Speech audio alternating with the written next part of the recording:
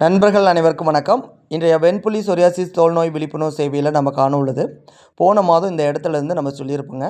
அடுத்த ஆடி அமாவாசை அன்று இங்கு கரையான் புற்றுமண் மூலிகை குளியல் முற்றிலும் இலவசமாக நம்ம தருவோங்கன்னு சொல்லி அதை நீங்கள் எடுத்துக்கொண்டு இங்கு உள்ள காந்த நீர் என்கின்ற கிணத்துலேருந்து நீர் எடுத்து இந்த மலையிலேருந்து வரக்கூடிய சுனை நீரை நீங்கள் குளிக்கும் பொழுது தோல் நோய் குணமாகறதுக்கான முதல் உதவி ஃபஸ்ட்டு நீங்கள் இங்கேருந்து துவங்க ஆரம்பிச்சிருவீங்க. அதன் பிறகு super food happy life style நீங்கள் இந்த இடத்துலேருந்து நம்மகிட்ட கற்றுக்கலாம். அதன் பிறகு அவாய்ட் ஃபுட் அண்ட் மெடிசின்ஸ் நாங்கள் சொல்லக்கூடிய டாக்டர்கிட்ட நீங்கள் பரிந்துரை பெற்று நீங்கள் எடுத்துக்கொள்ளலாம். முற்றிலும் ஃப்ரீ மெடிசின்ஸ் தாங்க. எந்த இடத்துலையும் நம்ம பார்த்திங்கன்னா காசு இழக்கக்கூடிய மருத்துவத்தை நம்ம கைட் பண்ண மாட்டாங்க.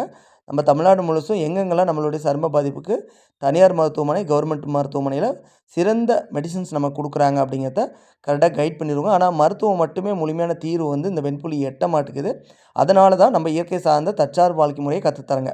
மாதம் ஒரு முறை இதுபோல் மலை பயணம் மேற்கொண்டு அந்த மலையிலேருந்து வரக்கூடிய மூலிகை சுனை நீரை நீங்கள் குளிக்கும் பொழுதோ அதை குடிக்கும் பொழுதோ அல்லது அந்த மலையிலேருந்து பல மூலிகைகள் பறித்து அதை பதப்படுத்தி தினமும் எடுத்துக்கொள்வதன் மூலியமாகவோ உங்களுடைய சரும பாதிப்பை சற்றுன்னு குணமாக்கலாம். அந்த வகையில் தான் எங்கள் சேலம் மாவட்டத்தில் அமையப்பட்டுள்ள சித்தர் கோவிலில் இந்த காந்த கிணறு ஊற்று ஒன்று இருக்குதுங்க. அதாவது 9 கிணறு இருக்குது. இந்த கிணத்துலேருந்து நீங்கள் தண்ணீர் நீங்கள் குடித்தாவோ உங்களுக்கு தோல் நோய் குணமாக்குங்க. அதேமாரி முக்கிய குறிப்பு, இங்கே ஏகப்பட்ட நாய்க்குட்டிங்க இருக்குதுங்க. எடுத்துகிட்டு போய் நீங்கள் வளர்க்க விருப்பப்பட்ட ஒரு உதவி செய்யுங்க. ஏன்னா இன்றைக்கி அமாவாசை, இன்றைக்கி எல்லா நாய்க்குட்டிக்கும் உணவு கிடச்சிரும். ஆனால் மற்ற நாள் அப்படியே கிடைக்குமானா வாய்ப்பு குறைவு தான். இந்த ஆலயத்தில் அமாவாசை பௌர்ணமியில் மட்டும்தான் இங்கே மக்கள் வருவாங்க, மற்ற நாள் வரமாட்டாங்க. அதனால் இந்த நாய்க்குட்டிகள் பாவமாக இருந்துச்சு, அங்கே அவ்வளோ நாய்க்குட்டி இருந்துச்சு. கொஞ்சம் அந்த நாய்க்குட்டிக்கு ஒரு மறுவாழ்வு நீங்கள் கொடுங்க. யாராவது கேட்குறவங்களுக்கு இந்த நாய்க்குட்டி எடுத்துகிட்டு போய் கூட கொடுங்க.